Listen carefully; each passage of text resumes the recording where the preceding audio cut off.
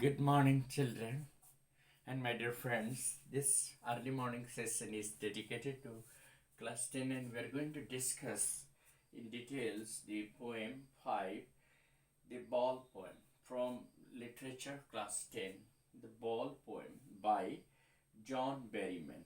Well, ask question, sir, what is this poem, the Ball poem, meant for? Actually, this poem, suggests that a boy has to experience in his life what it is like to lose something that he loves. He is going to sense out his first responsibility in this materialistic world, that he has to experience the grief of loss of something that he possessed from his childhood, and that he has to give up it, and he has to stand up and move on along in life without regretting over that. He has to learn to stand up and to forget about the loss and go ahead. So, the poet in this poem is trying to highlight that the small boy who has lost his ball, now for the first time he senses out his responsibility, and realizes in this materialistic world that the things that the things that he really loves will never be with him forever. He will be bound to give up that materialistic possession sooner or later. So the poem shows how all throughout his life the boy will experience, to stand up and forget the loss, and he has to side out the grief of loss, and he has to move on in his life despite the reality that things which he really possessed from his childhood were lovely for him. They were the lovely and valued possessions, yet he has to forget them and go ahead in life. First stanza I will read out. What is that boy now who has lost his ball? What? What is he to do? I saw it go merrily bouncing down the street, and then merrily over. There it is in the water. No use to weigh. No use to say, oh, there are other balls. In the first stanza, the poet is trying to suggest that the ball is symbolic of the young and happy memories of childhood of the boy. What is the ball symbolic of? The ball symbolizes the young, happy memories of the boy's childhood. And therefore, the boy is now learning what is like experiencing the grief of the loss. Now, what is the boy going to learn through this incident of the loss of his ball? The boy is going to learn what is it to lose something, to experience the grief of loss of something that he really loved. So the loss that he has incurred, that is the loss of his ball, is no doubt painful, but it is symbolic of the child's young childhood memories. The boy who has lost the ball is watching the ball bouncing down into the water, and thus the loss of the ball is a minor consequence for all of us, but for the boy it is the loss of his valued possession. For us it may appear to be a minor incident. It is not of a very greater significance for we adults, but for a boy it is the loss of his valued possession. He has possessed the ball right from his childhood. It has been with him for a long time. Therefore, he has got some intimate association with that ball, and therefore, the loss of the ball is the loss of his valued possession. Undoubtedly, it is a great incident for him, and for the first time, the boy is learning to experience the grief of loss of his most loved, possession.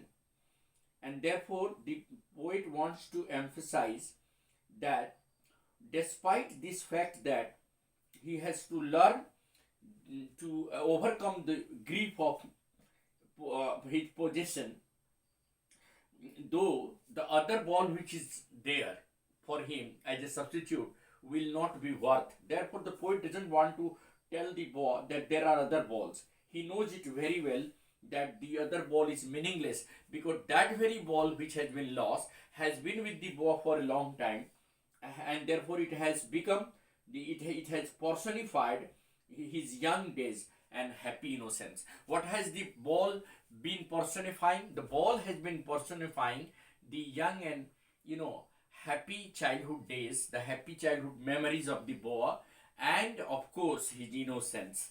In the second stanza, the poet says, "An ultimate shaking grief fixes the boy as he stands rigid, trembling, staring down all his young days into the harbor where the ball went. I would not intrude on him, deem another ball which is worthless." The poet says that perhaps the young boy, who has loses his ball, and he has seen the ball bouncing away and landing into the harbor. The boy is very much upset at the loss of the ball, as the loss of the ball has put him or made him plunge into grief. Now the boy has plunged into grief due to the loss of his ball. But then what is more important? He stands stiff and trembles while staring at the ball. He is upset as he has lost the ball, and the ball has gone into gloomy water. He cannot retain the ball. So the boy is deeply, upset and affected by the loss of his ball, because it has been with him for a long time. The boy considers it his valued possession, and the ball going into the deep water and now cannot be traced out. It leads to the realization that those moments, the childhood moments, the happy memories of childhood cannot be back. Once you have lost those memories, it will never come back. Just like the ball which has gone into the water will not come back, the ball cannot be retained. In this similar way, the happy and innocent memories of childhood cannot be retained. That is the truth here, and that is the similarity the poet is trying to make here. The final stanza suggests that he is learning well behind his desperate eyes this epistemology of loss, how to stand up. Epistemology means the study of knowledge, the study of knowledge, or the study of nature of knowledge, rather you can say. This epistemology of loss, how to stand up, knowing what every man must one day know, and most know many days how to stand up. Now the poet suggests that from this loss of the ball, the boy is learning how to stand up and in this materialistic world and move on despite that loss. Leaving behind that loss, you have to struggle on, you have to move on in life ahead. So the boy is learning for the first time how to stand up against this loss and move on in his life. The boy is now fully assured that every one of us has to stand up and deter such losses. The boy too will learn how to stand up and leave behind the losses and move ahead in life. So in nutshell, we can say that the childhood memories, that is symbolic of the ball, will never come back to us. Those happy memories, the innocent childhood will never come back. That was the period that really was worth cherishing.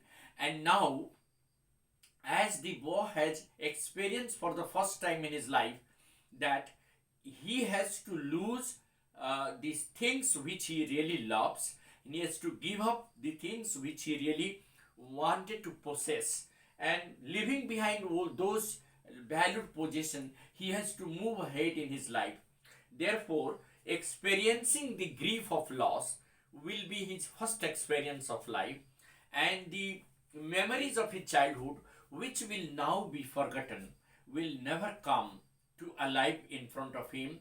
those happy memories of his childhood, which are symbolic of the ball that is symbolic of his happy childhood, innocent childhood, will never come back again. So this poem is very significant because it teaches us the lesson that sooner or later every one of us has to realize that we have to lose our valued possessions. We have to keep aside this loss and move on in our life and look into the brighter prospect.